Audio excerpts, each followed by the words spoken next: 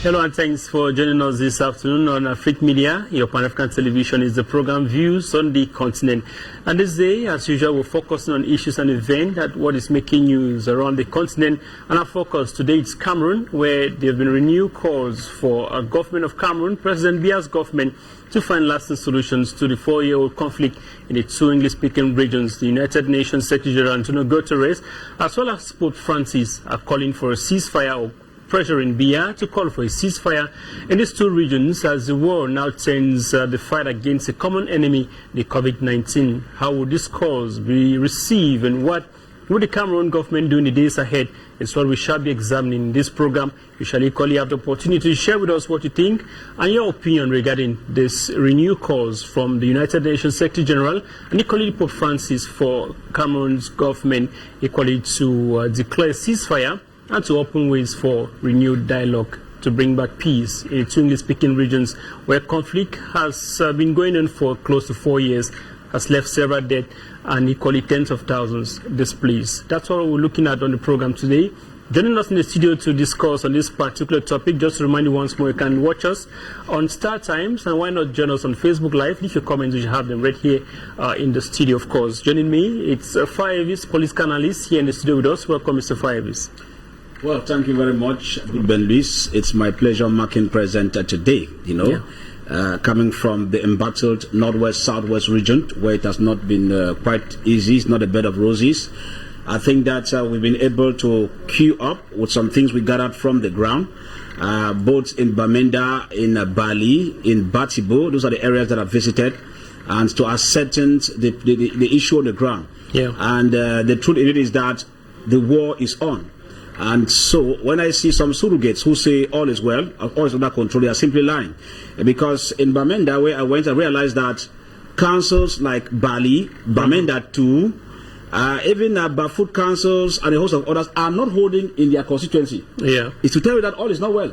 You cannot hold Bafut council in Bafut because it will never move. If you look at it, you come to the southwest region, Muyoka council is holding in Boya. You get the point. So these are indications to tell you that all is not well on the ground, and so we must be able to admit. But Luis, I must be able to tell you categorically clear that despite the precarious situations I met on the ground in Bamenda, the truth is that I praise a handful of the mayors, like the city mayor in Bamenda, Mr. Chobong Paul, and a host of others, like the mayor of Bamenda 3, Mr. Cletus, and also the mayor of Bafut, who were willing, to explain their own side of the story. But the bad thing is that a handful of the others, imagine out of 7 to 8 mayors that I contacted, including the mayor of Mbengui, they were all running away. Yeah. It looks like they hadn't anything to offer, but these few braved the odds and could tell me exactly what they are going through. And so I think that with Honorable Awuta Philip, that's the MP for Momo West constituency and other like, these are the few persons who could brave the odds. But the other MPs, they kept dribbling people around, and it means that they don't have anything to offer. That's why when the press comes, they escape overnight and give promises where you never see them to surface. But I think it's a precarious condition that we need to hold in our heart. But then, I doff my hats to the people of Meta and to my Royal Highness Dr. Fomuki Waters and to all those in Bengui, because it is not easy, considering the fact that one of the mayors just lost his life over the weekend. One of the mayors just lost his life, it's a call for concern. But I think that at the end of it, I'll be giving my hearts to all the listeners of Dream FM Radio. That is the only radio in the Northwest and Southwest that is streaming 24/24. Thanks very much for inviting me. All right, thank you very much, Mr. Fayevis. And you're not alone on the program this afternoon. We're equally having joining us on Skype this afternoon. It's Mr. All right, Mr. Sanga is joining us this morning, this afternoon on the program. Welcome to the program, Mr. Sanga. Yes, thanks for having me on your program. It's an honor for me to be on media English for the first time. And I'm very, very pleased to be on the panel with my brother, who has visited the ground and is telling what is happening.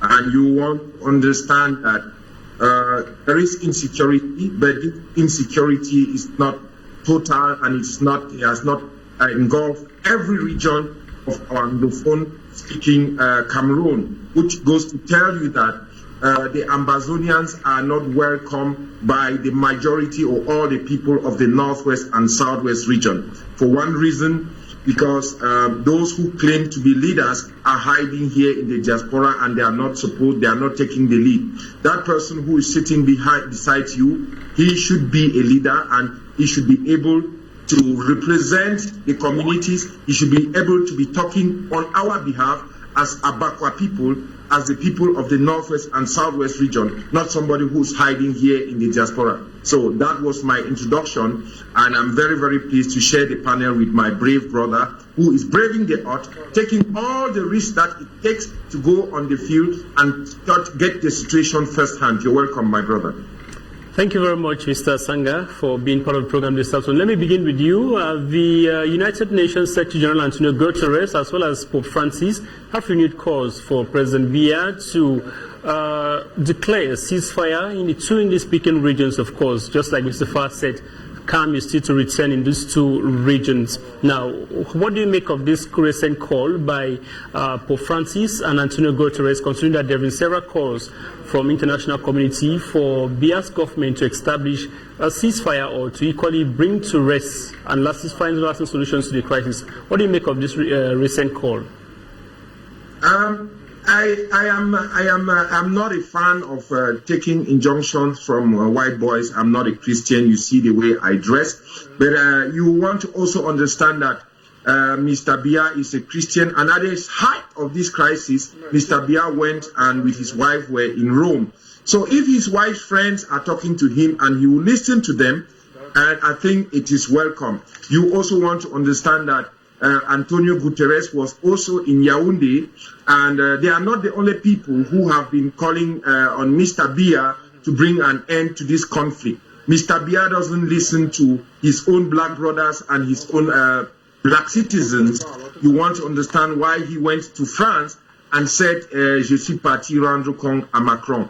But if those people will come in now and then he would yield to that call, I think it is a good thing, because we also have people who say that the struggle is God ordained. And so if the Pope is talking to Mr. Biya and talking to those people who say the struggle is God ordained and they identify themselves as Catholic, then they should be listening to what the Pope is saying, and let's spare our people from this hardship, from this pain that they have been going through for several years now.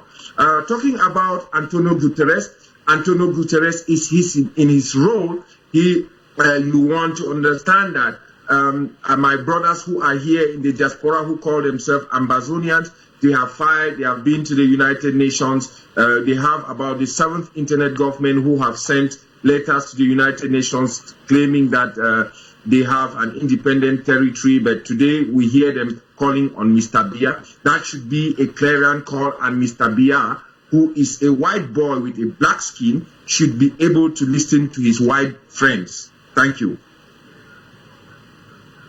Coming back to you just very shortly now, back to you in the studio here, Mr. Five, is President Biya. It's now under renewed pressure from United Nations and equally the Pope of France for him to declare ceasefire in the Northwest and Southwest regions. Of course, that's to bring back peace. And how possible do you see this happening? Well, I listened to that declaration clearly and keenly. I am surprised that a handful of persons are moved. Far Elvis Tang is not moved an inch with the declaration from the UN Secretary General, but I'm moved to the declaration from the Pope for the fact that as a pontiff and a clergy, he is just simply playing his role as that person who wants humanity to be in peace, which is very correct. So for the Pope, I accept just the move he has just done. And so it is what the preaching has been going on throughout. Let me tell people to understand that for Antonio Guterres, I see it more as a ping-pong game, because there was a time this UN Secretary General of the United Nations said he has called President Paul Biya over 6 times regarding the Anglophone crisis. Now, are we running a toothless bulldog organization that only sits and sends out declarations while people are dying. I went right up to Ndu to pick up stories of what is happening in Tumbo area between the Mbororos and the local communities. Another war has been ignited by what evil agents, I don't know. That's the same scenario that took place in Menchum, in Womb. Where you see now the Fulanis, of course we had 2 persons who were killed 2 days ago, ambushed by the Bororos. And the Bororos on their own part also suffer casualties on the side of the separatists or the villagers who also come and kill them and kidnap their or carry their catches away and all the like and kidnap them for ransom. So you can see Yaoundé has put in place the policy of divide and rule. So that according to Yaoundé, while the people fight among themselves, they sit at the same place while Yaoundé moves further with its agenda. My worry here is Mr. Antonio Guterres is not serious. UN Secretary General is not serious.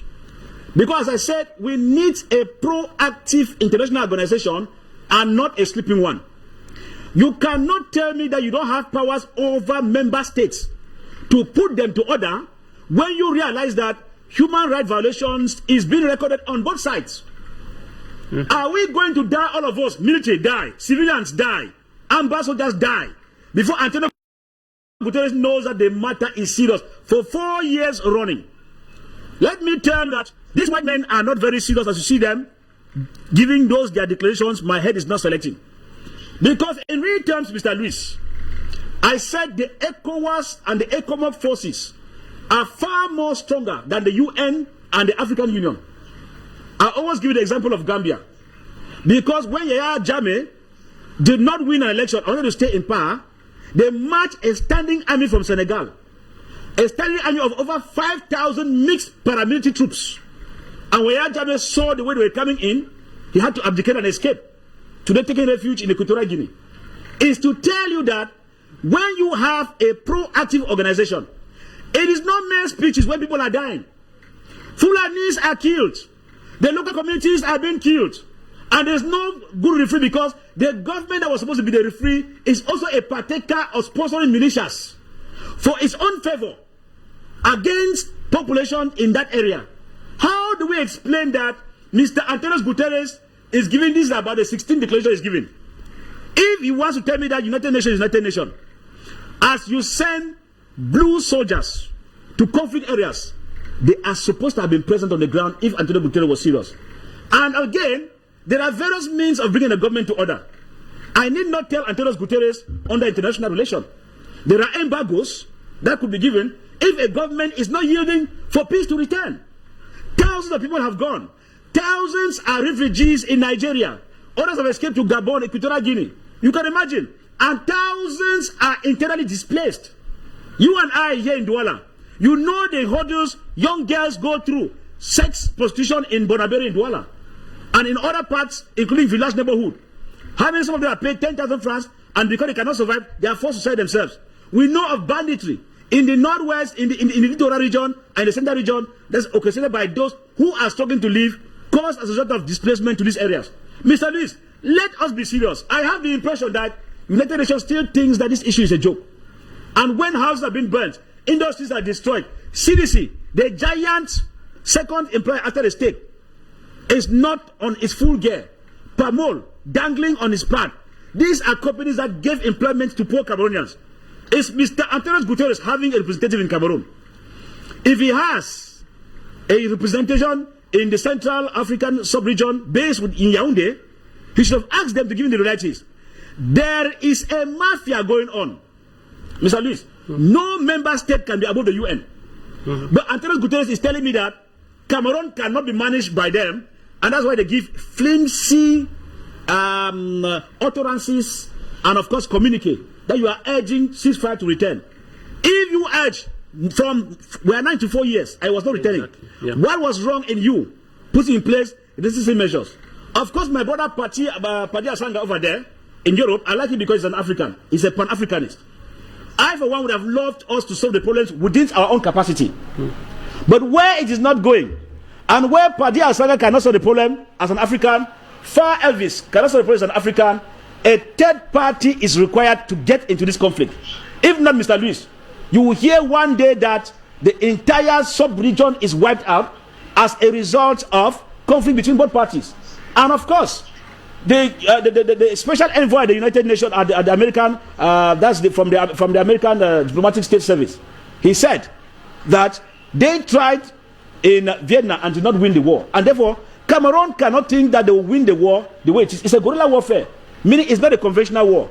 I don't know. I see military troops yesterday. More than 10 of those trucks entered Biya, and they keep sending themselves over to these areas. Now we are asking, are we saying that there's nobody who can call Yaoundé to order that please, enough of your military might for 4 years and the crisis has not been solved? Now we are instituting ceasefire, which must be respected both by the separatists and the government forces. I'm not seeing anybody. So the whites playing a hanky-panky game where people are dying. We will not accept Antonio Guterres' declaration until he puts cat on the table and hit the table that enough is enough for peace to return, and not appealing. This is not the time to appeal for ceasefire, Luis. Okay. This is the time to enforce ceasefire on ground zero. So that whether separatist fighters like it or not, or whether the government likes it or not, they have to retreat to barracks for a little way of peace to return. I am surprised the other day. I don't know if Antonio Guterres has been told that they have a reconstruction committee set up in place. How do you reconstruct and set up a budget when we are still at war? Mr. Luis, my president general of Mekuda, Meta Cultural Development Association, was kidnapped between Kumba and Manfe on his way to meet us in Bengui for the COVID-19 kids distribution by the Mekuda, Meta Cultural Development Association elite. And so, more have been kidnapped and more have been killed, be they military, be they amber. Mr. Luis, the time for speeches by Antonio Guterres are over. It's either you take an action or you leave us to find our way with God being our helper. Thank you. Thank you very much, Mr. Fa. Now, back to Mr. Patrick Asanga. Now, when we look at the Ngabo massacre report, which involved the government being responsible for the killing and equally arming of militias who took part in the killing of civilians in Ngabo, and you look at the present situation at hand, taking from what Mr. Fa said, if we're considering the fact that we're having civilians fighting among themselves as well as fighting against the Cameroon military, we have 3 parties now involved. How possible it's calling for a ceasefire in this situation, Mr. Asanga? My brother, I want to be very, very, and I'm ashamed, and I'm ashamed to be part of this diaspora that has put our population in this mess. People who are, somebody like my brother Francis, who's sitting beside you, should have been a voice that should be listened to. Somebody like Agbobala should have been a voice. Those people who are the home front, their life matter. But coming back to the questions you just asked me, everything is possible. There are some, there are villages where you have people fighting themselves because you have people like myself who will sit here and send money for them to arm those boys and send those boys out there. Every village where you see an amber fighter running out there has somebody in the diaspora who is responsible for that. We should be able to speak the truth and nothing but the truth. In my village, there is no amber fighter because I told them that don't go and die for me. So when you look at what happened in Ngabo, some advancements have been made, and I think that it is not good enough, but it is a signal because there are instances like that of baby matter that have to be investigated. There is the instance of Pinin that has to be investigated.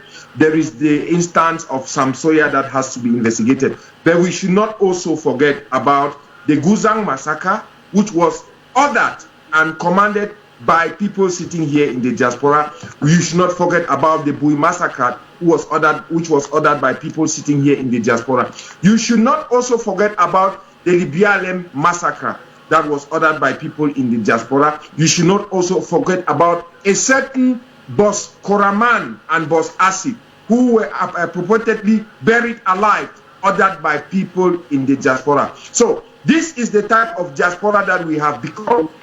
Use our own young boys and girls as political guinea pigs and then we go around protesting in front of the White Boys Club. I don't like the Jacobins also, who are sitting in Yaoundé and sending other people's children to go and kill themselves and die in the north and southwest regions of Cameroon. It is black on black crime, and now the white boys are laughing at us, coming to tell us that we declare that we should cease fire. There is something I'm going to tell you people, and I know why the Pope is intervening now.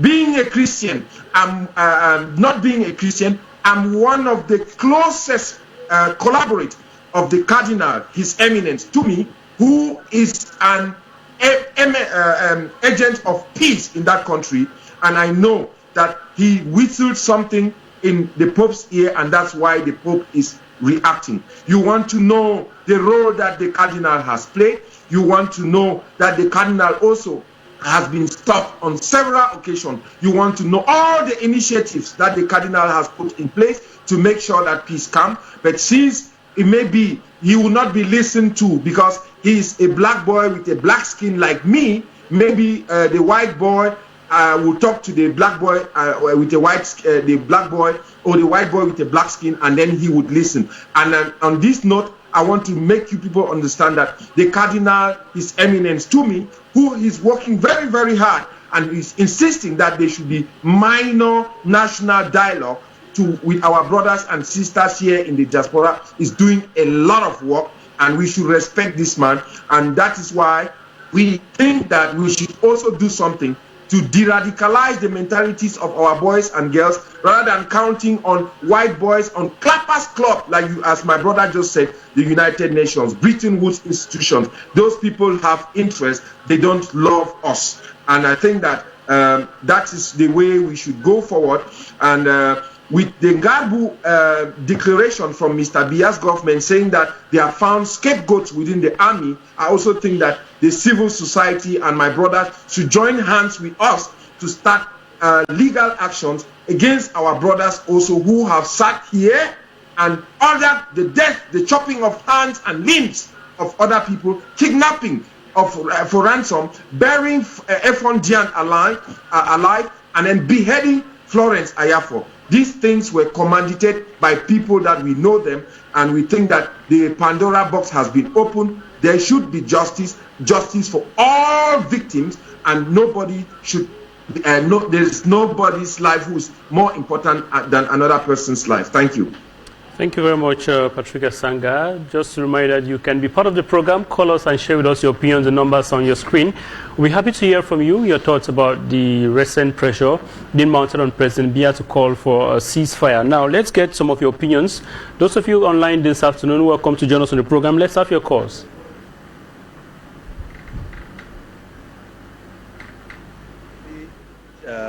The Anglophones have been living in Cameroon since 1961, the Federal Republic of Cameroon, a situation that was worse than the COVID-19.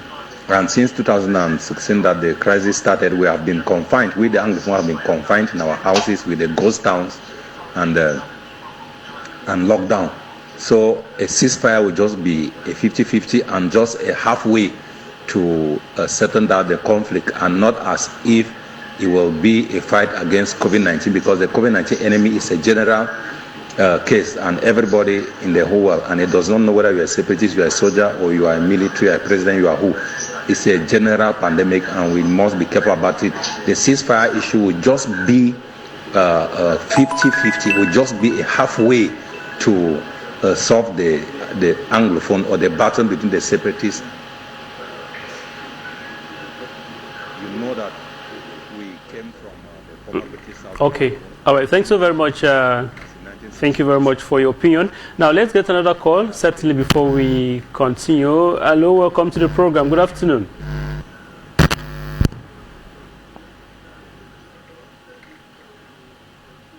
Hello, Luis. I am Innocent. You in Kumba. Special greetings to viewers of Afrique Media today. And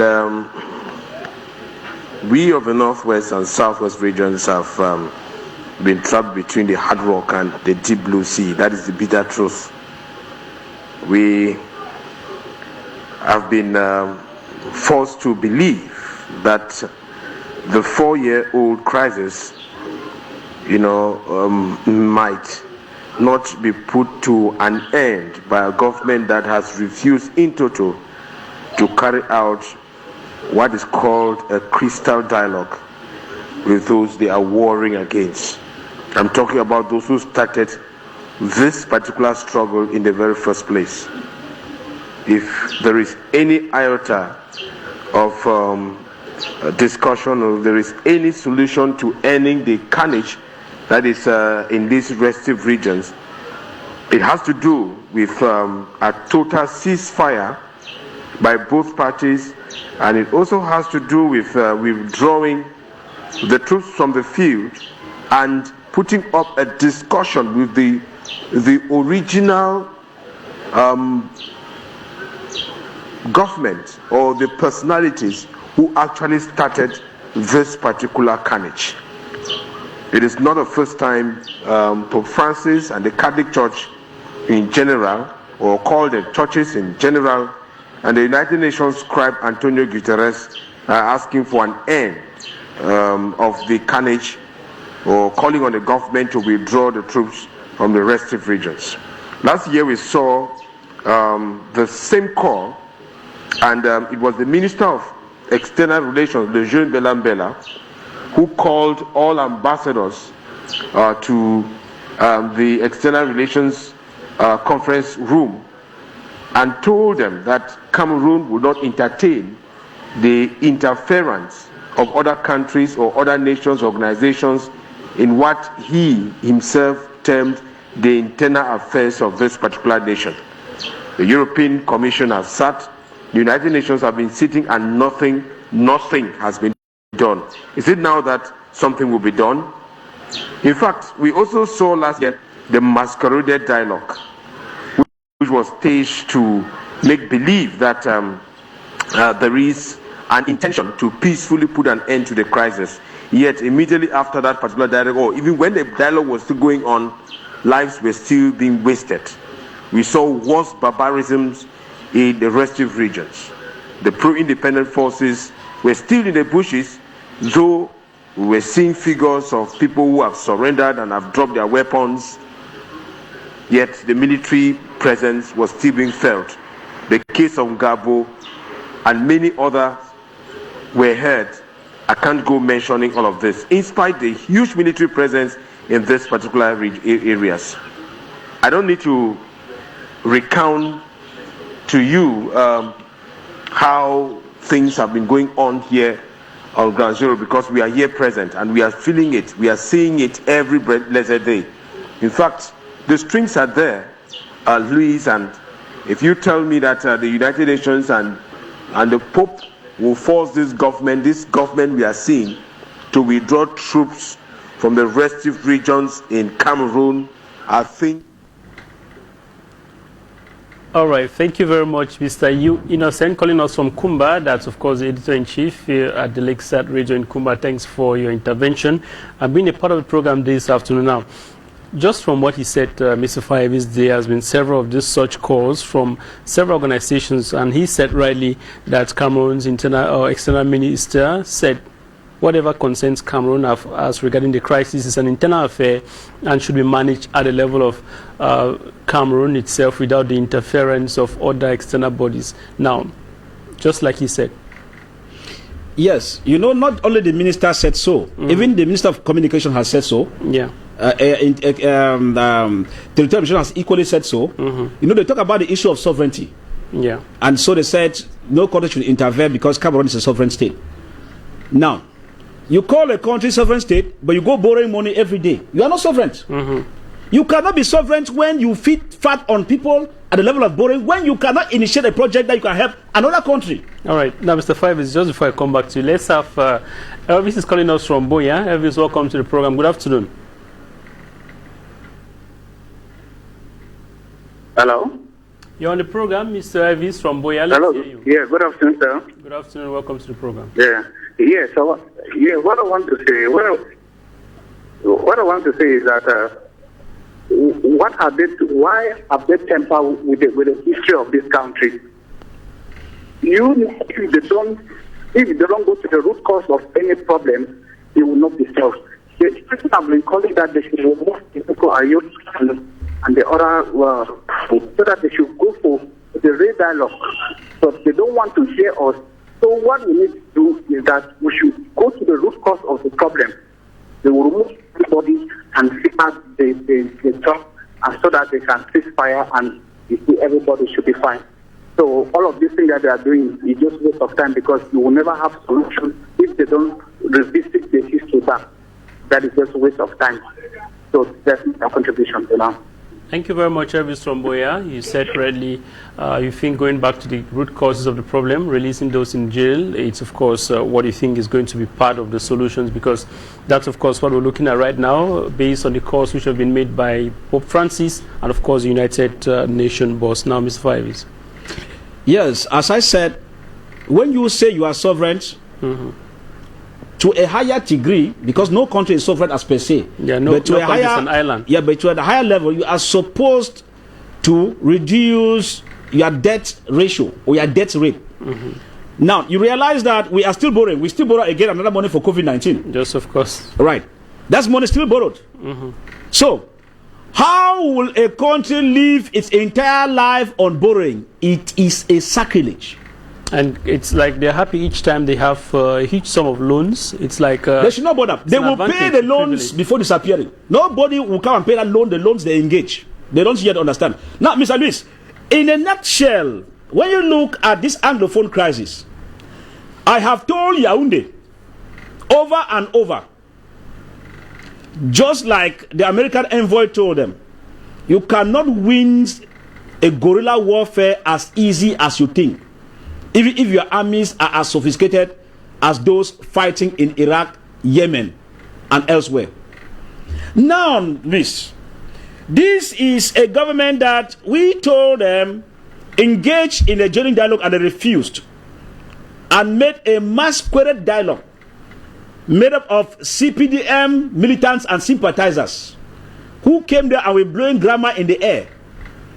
And what is the end result? If you hold a meeting and the effect is not felt on the ground, there's a question mark in that meeting. And I told Yaoundé, clean and clear, that in Colombia, the FARC rebels gave the Colombian government trouble for 50 years. At the end, it was at the dialogue table. I don't understand how Yaoundé reasons to imagine that the armored cars you send in the northwest and the southwest will give you solution overnight. And when I went to Yaoundé, because from Bamenda I went to Yaoundé, and in my investigation, as I'm coming from Yaoundé, I was in Yaoundé less than 24 hours ago. And in my investigation, I realized that the over 8,000 troops on the ground in the northwest, southwest, none of those at the forefront are the sons of the colonel or the generals. None. They are the sons of the poor masses, you and I, being sacrificed at the forefront. You begin to see where the evil ideology comes in, that Yaoundé refuses to engage. Of course, both sides are committing atrocities. But you know, Mr. Luis, in international relations and politics, the legal entity that fails to put a situation under control gets the heavier jail sentence. Meaning that if Cameroon failed to take precautions in order for us not to get into the Anglophone crisis, it means that they will have a heavier sentence because they are doing it deliberately. Mr. Luis, as soon as the war is coming to an end, there will be a tribunal. They don't even know. In that tribunal, whether you were for amber or against, you will be at the dock. I am surprised if I see government officers very arrogant. They are not learning from Rwanda. They are not learning from other parts of the world where, as the war comes to an end, even if you are on retirement, Interpol will bundle you wherever you are and bring you here to this country. And we will charge you whether you were a colonel or you were a governor or you were in an area where a crime has been committed. So, people who have sense, they take precautions.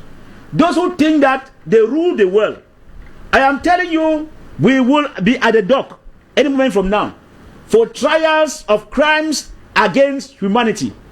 And we will answer. God's willing, if I don't watch that I'm alive, my children will watch that trial, to know that no one is above the law, especially when you commit crimes against humanity. So at the end of it, Mr. Lewis, if we want these issues to go the way it's supposed to be, as I told my brother Padi Asanga over there, I am not an advocate of the white man's coming in. But where the going is not going, I will not sit and play Pan-Africanism when people are dying. I was caught in crossfire in Bali in my investigative mood. God rescued me. How it happened, I cannot tell. On my way to my 8-man con, another crossfire ensued with me in presence. And I came back, thanks to God. If people have gone to the ground and the chair of a colonel, the chair of a general was on the ground and even shot dead, that general will tell Yaoundé that, please, my son has been affected. Can we end this war? But because we are sacrificing other persons, that's where we find ourselves. So at the end of it, Mr. Luis, I must be straight with you. Yaoundé is not willing to solve this problem, and Yaoundé cannot solve it. Why? Because of the cosmetic measures they put in place. I've never heard that in conflict resolution. Reconstruction begins while war is going on. And I told Yaoundé, if you want the school to go on, carve a buffer zone, as you find in Syria, as you find in Iraq, as you find in Yemen. Confine the children and let them go to school. Why you can be fighting the war the way you are? Yaoundé refused, for reasons best known to them. But they are good at taking politicians to enter armor cars and go and tell population, come on, don't be afraid.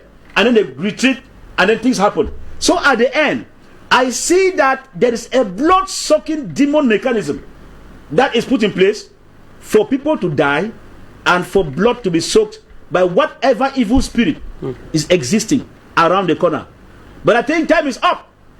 Time is up, Mr. Lewis, I'm telling you, because we will not tolerate the killings further.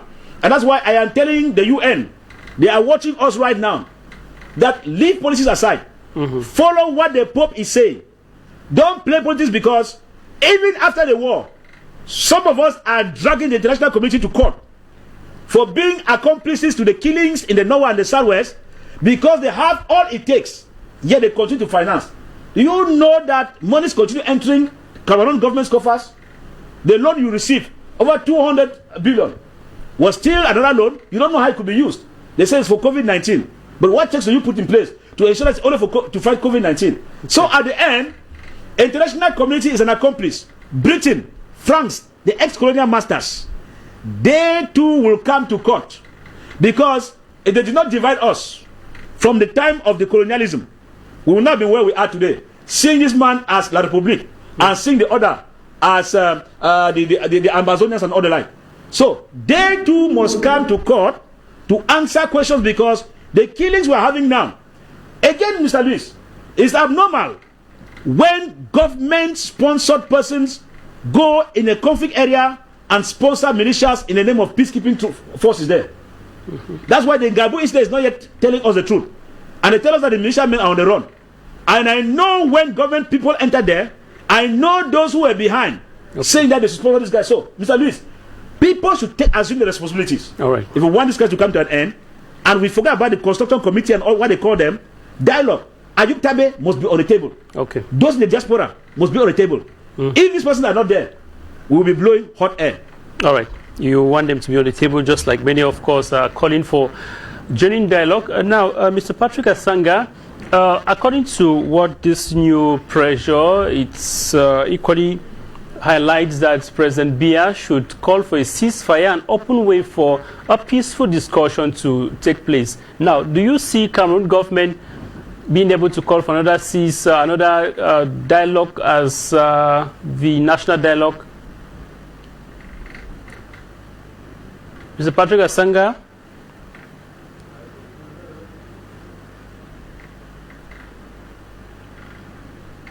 Now, hoping to establish contact with you, Mr. Patrick Asanga. Can you hear us?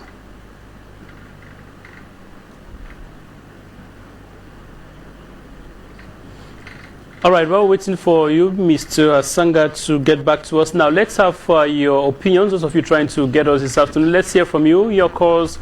Good afternoon, welcome to the program.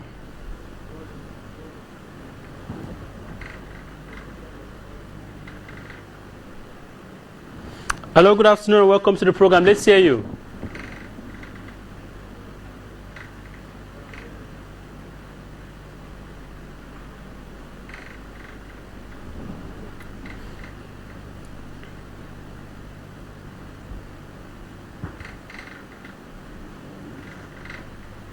Viewers of Afrique Media all over the world, good afternoon to all the technicians and panelists on board. I'm very grateful to share a little view concerning the program of today. One thing I want to say is that it's true. The crisis has been on for the past 4 years. And it's like people are dying on a daily basis. One thing that I think is a way out is that the separatists should know of one thing, that there is no way Cameroon can divide any longer. They have to realize that they have to come back to dialogue table to be able to sort out everything that has been wrong for the past 4 years. Now, the world is being complicated with this pandemic that is killing a lot of people, and yet the separatists are not bringing down their arms. They don't want peace to reign because of what they are gaining from all this. It is high time. It's not that the populace does not know the people that are behind this issue. It is high time to expose them, because we are tired of sharing our blood on a daily basis in the Anglophone zones. People should value lives. People are not having value for lives. That is the reason why they are still killing.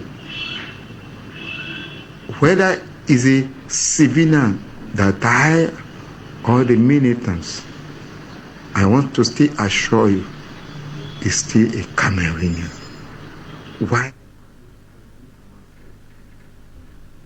All right. Thank you very much for your opinion, and we're very grateful for your opinion. Thanks for being a part of the program. If you have your opinions, you can still send to us. We have a few minutes before we leave the studio. Now, the question I was asking Paddy Asanga was regarding the fact that this recent pressure equally includes the fact that Biya should call for a ceasefire and open a way for a peaceful discussion to take place. Now, when we consider how long it took for the major national dialogue to happen, we consider the resources and the finance. Do you think that there's a possibility of another dialogue happening anytime soon, which we're expecting that could put an end to this conflict in Northwest and Southwest region? We'll look at the present context and everything that it takes.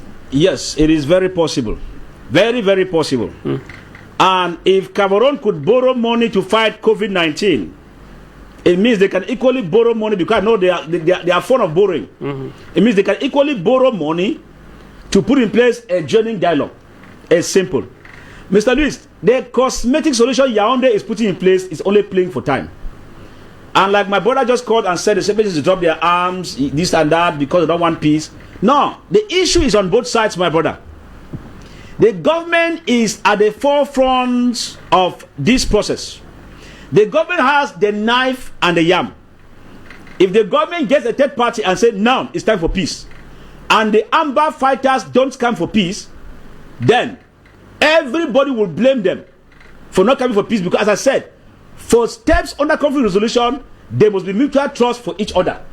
Where there's lack of trust, a third party accepted by both parties is required to come in. Next, a good venue comfortable for both parties is required. They could agree to go to Ghana, they could agree to go to Sierra Leone, Nigeria, where all of them will feel comfortable and not feel threatened. In conflict resolution, Luis, the issue of states and separatists does not hold. In conflict resolution, both parties in the conflict are equal before the table. There's nothing like I am the state more than the separatist fighters. That's what people don't understand. But Yaoundé wants to play the idea of superiority.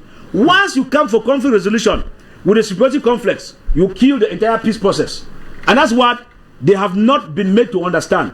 And I doubt what the professors of international relations and international politics are telling them there as advisors. So, in a nutshell, Mr. Lis, where we find ourselves now, the main thing is that the peace can come.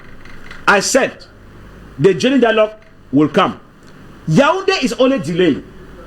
If in Colombia they played fake dialogues for over 50 years and finally realized that the real dialogue was needed with the FARC rebels on the table as equals, not as a government and as a rebel. That's how Colombia got to peace. That the same process. All the Ayub Tabes, all those related to Anglophone crisis, you must set them out. If you're not freeing them now, it's a matter of time. If you want peace to return, you must set them free. Please, the war we are seeing now, you see the way it is metamorphosizing. It's undergoing metamorphosis, changing face day in day out. And as Yaoundé is delaying, those boys in the bushes are becoming more and more experienced. And you see, when people have heart to go and attack military convoy, to attack the military camp and all that, it tells you that they are becoming more experienced. So, the only good thing Yaoundé should do is that Yaoundé, do us some good. If you cannot initiate genuine dialogue, call some of us. We will give you the ideas for free.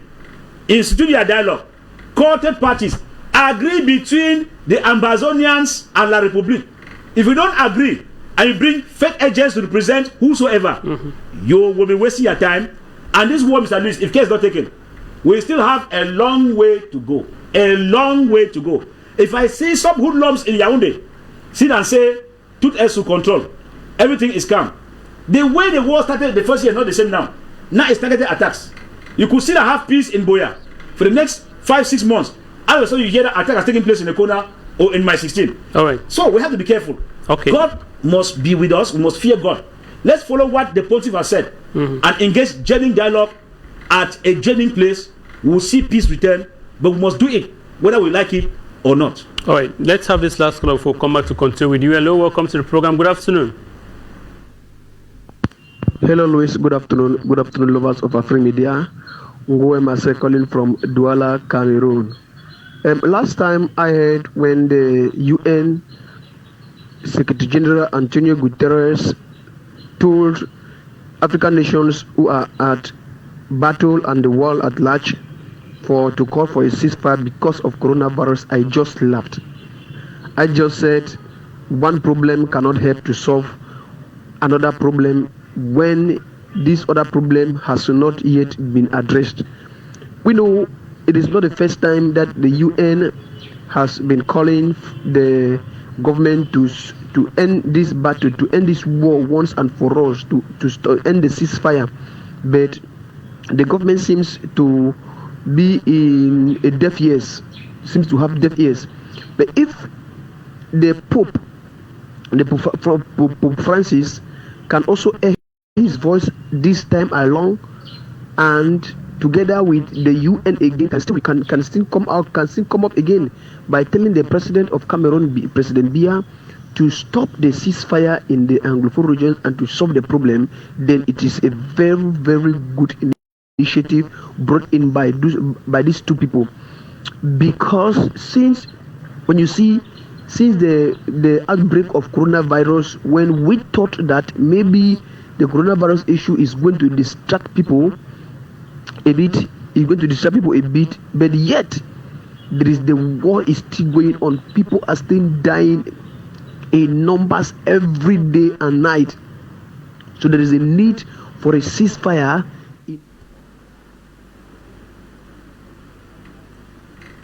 Yeah, thank you very much, Ngwe Maxey. Thanks for being there this afternoon. Now, we'll be wrapping up in just a few seconds, Mr. Fivis. Now, if you have 30 seconds, what will be your last word at this point in time?